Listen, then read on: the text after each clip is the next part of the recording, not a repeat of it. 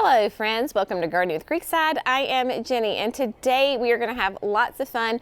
I hope you enjoyed that little garden tour that we started out the video with. Everything is looking fantastic. I am finally getting some the good mulch down on those beds that I have completed, and man, I'm telling you, they are stunning and they are gorgeous. I am just so excited with how they look behind me, and man, it feels good to have those areas done, planted for this season. Now, you might notice that back there in front of the firepower Japanese maple, I did plant a bloomerang dark purple lilac. So lilacs for us have always been very questionable because our winters are not consistently cold enough and our summers are so hot and humid that typically lilacs do not do well. They just kind of melt, and they actually, as the years go on, they get smaller and wimpier as opposed to getting bigger and stronger. However, we did grow that bloomerang dark purple here at the nursery this summer. We got them as basically kind of quart-size shrubs from Spring Meadow. They sat out on the black plastic in the full sun on our shrub production lot, and they did great, and it was in full bloom this spring. Smelled divine. I now understand the obsession with lilacs because, dear heavens, it is just magnificent. So, and this was the last one left. So this was the last one. We did those as a test. This was the last one, and I said I owe it to my customers and my viewers to test this plant in the garden. So I found that perfect spot right there in that little corner. I really think it fills in that space quite nicely. Obviously, I will keep you updated on how it does and performs as we go out through the season. But the dark purple will be a repeat bloomer. So it will get blooms continuously throughout the summer. And then I believe the size on them was like a 4 to 6 tall and wide. And then zones 3 to 7. And it says full sun. Now, it has irrigation in the bed. There is not irrigation directly like on top of that lilac because it says it likes well-draining soil. With us having red clay soil that really holds the moisture, there's irrigation near it, but not directly like around it, if that makes any kind of sense. Now, also, you will notice behind me that yesterday I got some gardening done. Did not film, I just wanted to garden for the sake of gardening, and so I got the 2 Weston urns here on the seating wall, got them planted, absolutely love them. So this is the new this is the new osteospermum from Proven Winners that will be introduced next year in 2023. They are not available yet. Remember, we are trialing the new introductions. So this is Bright Lights Horizon Sunset. Stunning color, and then in the center of it I have a purple fountain grass. So my thinking is that everything that I have read about osteos is that they do great in the spring and early summer, but when the heat of the summer really hits, so I'm thinking like mid-June on, that they just can't handle the heat and humidity, and so they will begin to kind of peter out. If that happens, which is kind of great if it does, because my fountain grass will be nice and full and take over that spot. Last year we had a different annual grass in there, and it was glorious. Like, it took up the whole container and was beautiful. But we have a new way of irrigating these urns this year that I want to share with you, because last year they were not on any kind of irrigation. I had to hand water them every day, and that got to be a little tedious, of course, right? We all know that. So let me show you this new irrigation system that Jerry kind of rigged up for me, because it's going to be a lot of fun. It's going to make my life so much easier. The new little gizmo that Jerry got me for my hanging baskets and some of my containers are these irrigation rings, I suppose is what you would call them. So this is what it looks like from the top. So you put it in your container like this, and then right here is where you attach your drip tubing.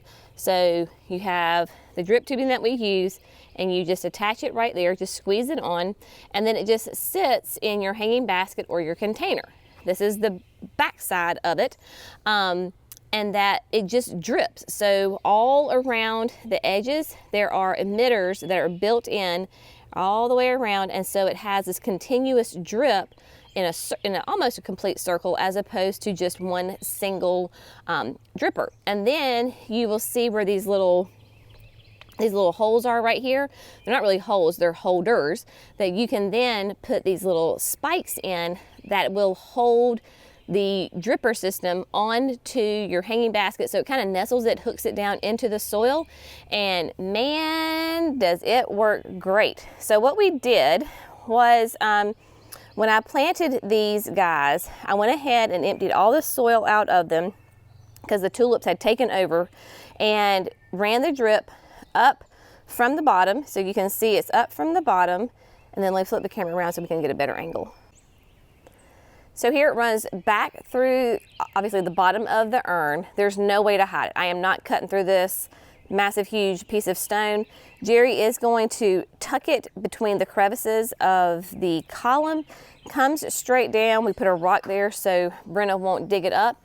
It is buried in the gravel. It goes underneath the little lip. It goes underneath the mulch.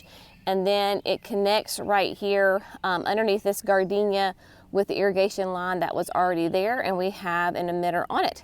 So easy peasy, lemon squeezy. There we go. It is nice and ready to go. We ran it for 30 minutes last night, and it worked beautifully. So now what we're going to do is we are going to focus in on this area right here. We're going to plant some diamond snow and the rest of those osteos. So let's move over there and get to planting. If you will remember, this bed is right below our deck boxes, and it has two of the David Austin roses. I removed the Desdemona, so Desdemona is right here. This is in the middle is the Rose of Sharon. It's the blue chiffon standard, and then here on the end we have the Emily Bronte. That's how you say it. Emily, there you go. It is absolutely covered in buds. I mean, this thing is about to explode really, really soon. I have two that are just starting to show some color. So I've got one there, and then look at this sweet one right here. So in a couple of days, I think we're gonna have lots of roses. What we're gonna do though today is I'm going to be planting diamond snow euphorbia all along the front, and then we're going to throw in the Horizon Sunset osteos in here as well. So what we're going to do is get those plants planted. We're going to get them weeded, of course, and then I want to put irrigation line in there because we don't have irrigation in that one spot. They're in these beds, so I can connect them pretty easy. Jerry can connect them pretty easy, and then so get that in there. And then we're also going to run irrigation in front of the double play doozy spireas because there's not irrigation on that. So I am clearly fighting the sun that is coming up, even though it's first thing in the morning.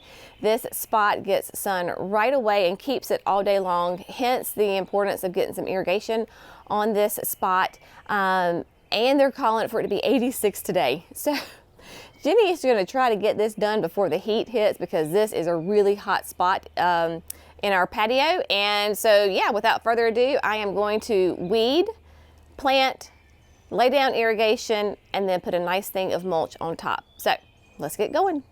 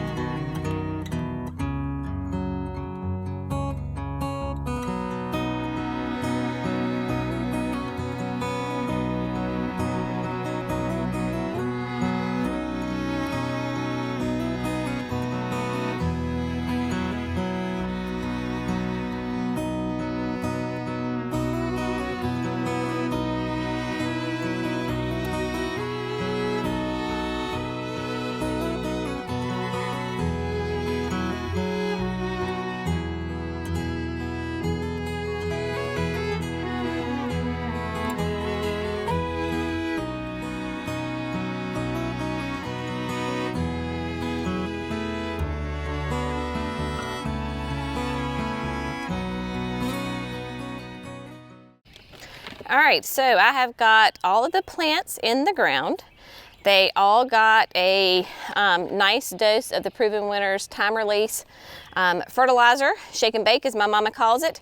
And then I have wound this drip tubing through the flower bed. These have, it's just a brown tubing and it has emitters every foot on it. So that way we can just wind it around in here, and then to end it, you just simply bend it over, and then I take electrical tape and I just tape it shut. So that way it has a great crease in it. There are little gizmos that you can use to actually do exactly what I'm doing, but this is just a lot faster. Now, and then of course I used what we call the landscape staples. They're just metal stakes, and it's just to hold it in there. I do have, clearly I have extra irrigation. That way, if, you know, in the years to come or later on this season, if I need to pull and readjust the irrigation tubing, I've got extra to do that, and it's no big deal. What we will do, what Jerry will do, because he's really good at this, is he will figure out a way to tie this into the irrigation that is in the boxwood camellia bed. We do have this retaining wall right here, so I don't know if he'll like pop up one of the pavers. I don't know how he's going to do it to connect it so that it is not like highly visible and, you know, unsightly. So I'll let him figure that out. But in the meantime, it's down in the bed, and then we're just going to grab some mulch and give it a nice top coat. I probably will water it first, water the bed in really well first, then put the mulch down, just because that mulch is, one, it's already wet from rain, and it is a dyed brown mulch. So if you can let it sit out and get nice and kind of cure in the sun, we have found that it retains its color a little better. So just this one day of sitting in the hot sun will do well. So I don't want to put the mulch down and then water it and any of the color kind of fade away. So that is what we're doing. And it was interesting because over here at Desdemona, that soil was really dry. And over here at Emily, it was much more moist and damp. With the diamond snow and the sunsets, I just kind of, you know me, I have a plan, but I don't have a plan. So I just got them in there. Then I didn't like how some of them were arranged, so I moved them around. I'm planning in my head that the bright lights will not stay all season, that once the heat hits, that they'll kind of fade away. So that's why I kind of tuck them more maybe in the back. Of course, the diamond snow will get nice and big, and it'll just be like a wall right here of it. Now, I know that some of them were planted close to Emily, and she is the one that did not get moved, right? So this is her start of her second season in this bed. Clearly very happy and loves life here. Once it gets done with this first flush of blooms, I've learned from last year that I will kind of tidy up and do a light pruning on her, so that way especially these lower limbs won't spread too far out. And with the osteos, yes, I did stick some in more shaded areas because, again, this is a test trial. So let's see, how do they do in the full hot sun all day? How do they do where they get a little bit of filtered sun? It's all a trial. We'll all figure it out together. But just going to get this in here and then get some mulch laid down after I water. I have to remind myself of these things. Otherwise, I forget and I get all jumbled up in my head.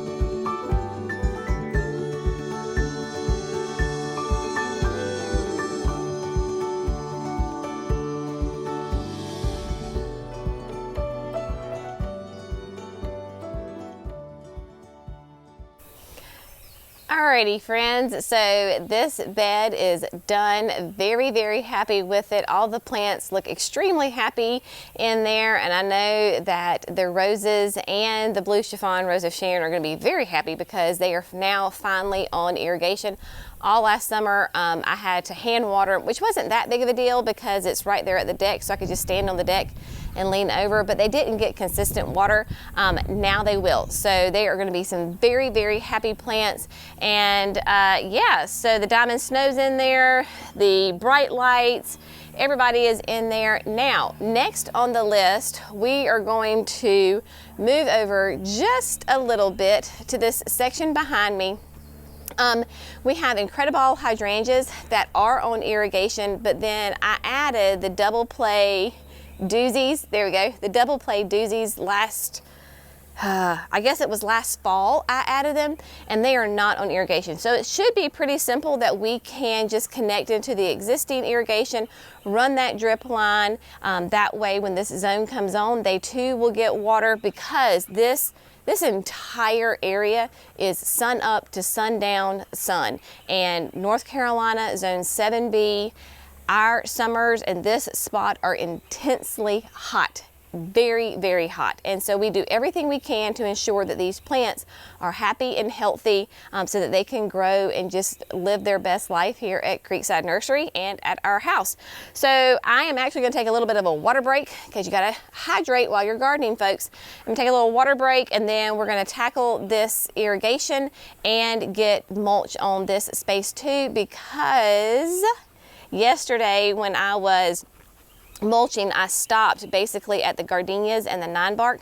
So I want to bring all that over so that this whole space has fresh mulch and it matches and is very happy. It does not take a lot right here because there is great existing mulch. So basically it's just going to be a top dress so that everybody is cohesive and has the same look.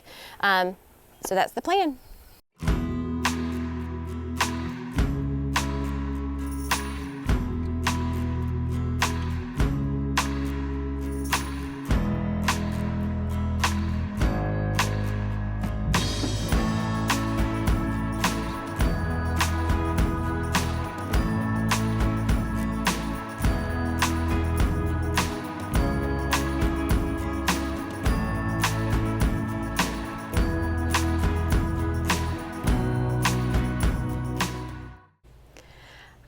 So I've got the irrigation wound through the spireas. It was super easy to do when you have this big open space and you're just trying to hit those big shrubs. Much easier than when you're working in a tight space with little annuals.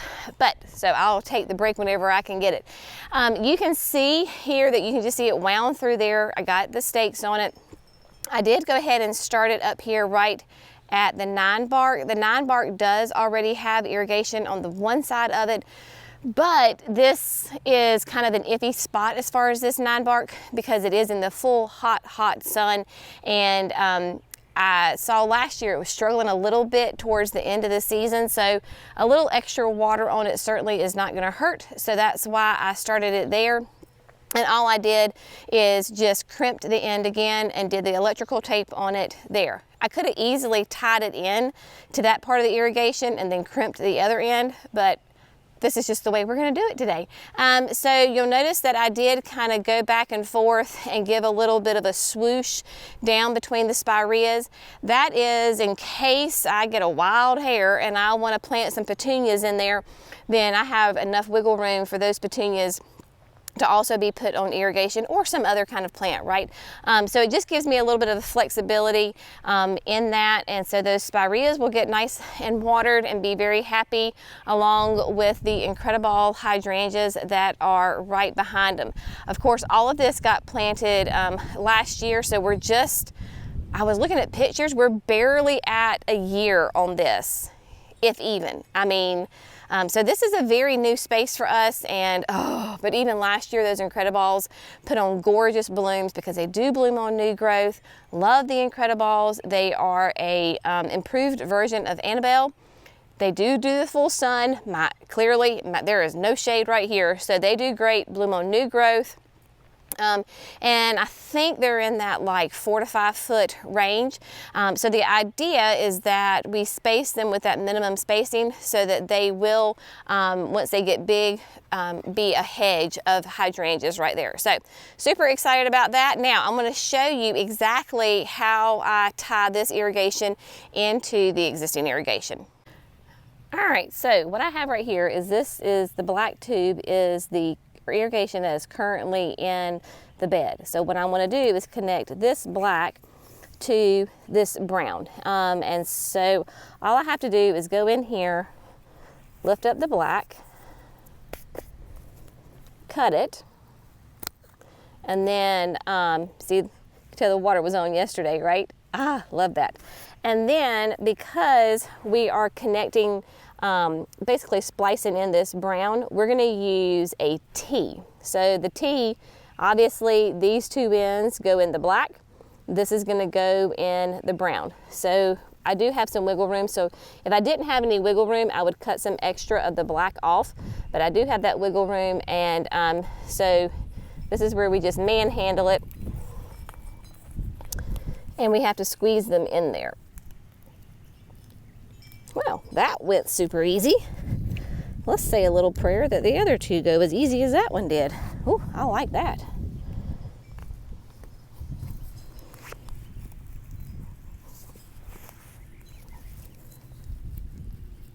Well, that sure did nicely now, didn't it? So then what I'm going to do is I'm going to cut my brown tube with a height about right there. So, and I do have wiggle room on this, so it's not that big of a deal. And then it certainly does help when the pipe is hot, because it's more bendy. All right, there we go, my friends. So we have got the T, so this is now connected. And there's Brenna with her rock. As soon as I turn this on, these spireas will start to get watered. Now, if you don't necessarily need to do a T, but let's say we ran short of the brown and we needed to add an extra line to it, then you would just use this little spacer. So that's what this is. So I've had to use this before when you need to extend the line. This is how you connect the two. Yeah, so instead of a T, it's just called a connector, maybe? I don't know. So there we go. I'm gonna see. I might put out some mulch. We'll see.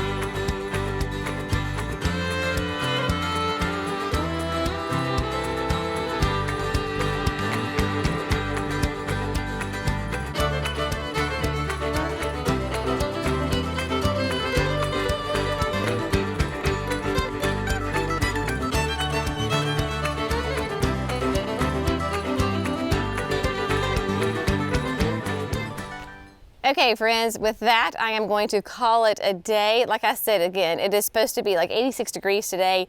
We are hitting the high noon part of the day, and Jenny just doesn't feel like killing herself laying out mulch. So I will either wait till it's cooler on another day, or when I get some more hands to help me, then I will finish that. But man, feel very accomplished for today. Got all sorts of good things done. The bed behind me looks fantastic. Yeah, so yet another day in the gardening life here at the house. But as always, thanks so much for gardening with Creekside. Y'all have a great day, and we'll see you in the next video. Bye, friends.